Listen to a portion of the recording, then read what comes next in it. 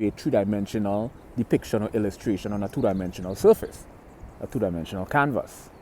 And one aspect of that is what I call the sacred geometric vanishing point. Vanishing point is basically a sacred geometric architecture map, basically. It's a map, you know. And this map gives a three-dimensional illusion on a two-dimensional surface. And this three-dimensional depiction is really illustrated not just through these vanishing point and these perpendicular and diagonal angles. It's the fact that